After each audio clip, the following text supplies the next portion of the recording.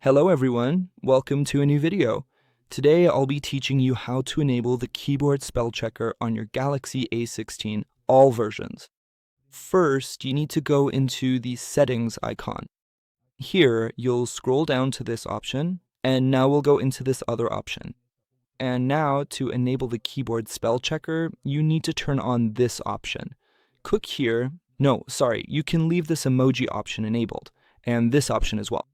And now, down here in these other options, you'll need to add the language you want for text correction.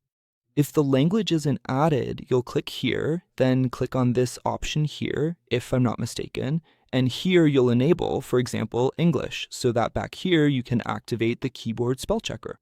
You'll enable the English language, then go back, and here you'll enable English as well.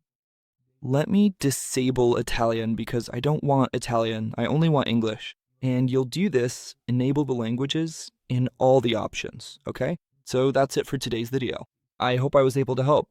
If I did help, don't forget to like, leave your comment down below, and if possible, subscribe to the channel for more videos.